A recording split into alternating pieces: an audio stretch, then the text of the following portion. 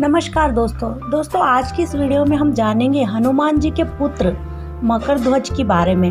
वैसे तो हनुमान जी बाल ब्रह्मचारी थे, तो फिर कहाँ से आया उनका ये पुत्र मकरध्वज, क्या है इसकी कथा, आइए हम जानते हैं। तो दोस्तों वाल्मीकि रामायण के अनुसार लंका जाते समय आग की तपिश के कारण हनुमान जी को बहुत पसीना आ रहा था। इसलिए लंका दहन के बाद जब उन्होंने अपनी पूंछ में लगी आग को बुझाने के लिए समुद्र में छलांग लगाई तो उनके शरीर से पसीने की एक बड़ी सी बूंद समुद्र में गिर पड़ी। उस समय एक बड़ी मछली ने भोजन समझकर वह बूंद निगल ली। उसके उदर में जाकर वह बूंद एक शरीर में बदल गई। एक दिन पाताल के असुरराज अहिरावण के सेवकों ने उस मछली को पकड़ लिया।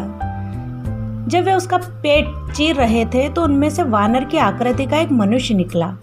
वे उसे अहिरावण के पास ले गए। अहिरावण ने उसे पातालपुरी का रक्षक नियुक्त कर दिया। यही वानर हनुमान जी पुत्र मकरध्वज के नाम से प्रसिद्ध हुआ। जब राम रावण युद्ध हो रहा था तब रावण की आज्ञा अनुसार अहिरावण राम लक्ष्मण का अपहरण कर उन्हें पातालपुरी ले गया।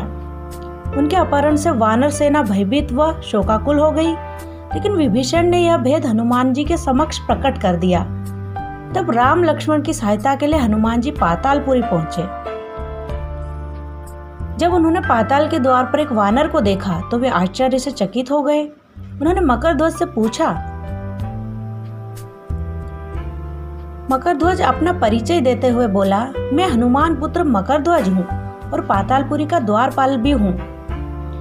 मकरध्वज की यह बात सुनकर हनुमान क्रोधित होकर बोले, ये तुम क्या कह रहे हो? दुष्ट, मैं बाल ब्रह्मचारी हूँ, फिर भला तुम मेरे पुत्र कैसे हो सकते हो? हनुमान का परिचय पाते ही मकरध्वज उनके चरणों में गिर गया और उन्हें प्रणाम कर अपनी उत्पत्ति की कथा सुनाई।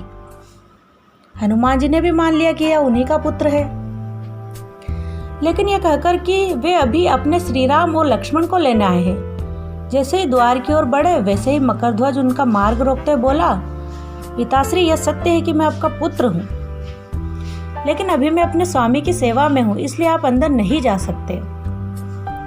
हनुमान ने मकरध्वज को अनेक प्रकार से समझाने का प्रयास किया, किंतु वह द्वार से नहीं हटा। तब दोनों में घोर युद्ध शुरू हो गया।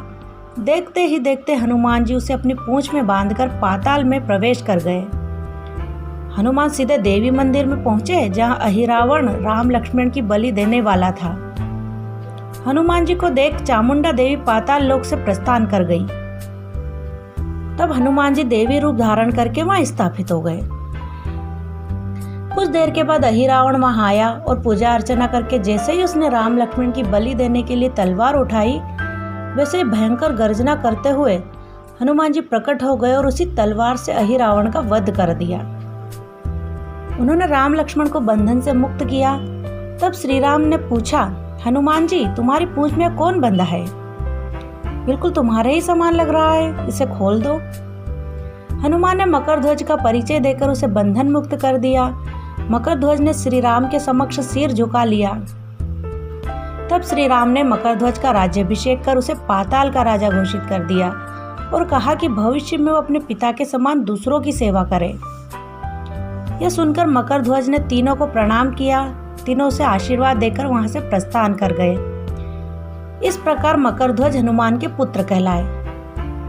तो दोस्तों इस कहानी से पता चल गया होगा कि मकरध्वज हनुमान जी के पुत्र कैसे कहलाए। आपको ये जानकारी अच्छी लगी होगी, और अगर ये जानकारी अच्छी लगी है तो प्लीज़ वीडियो को लाइक एंड चैनल को सब्सक्राइब कर लीजिए। Thank you for watching this video.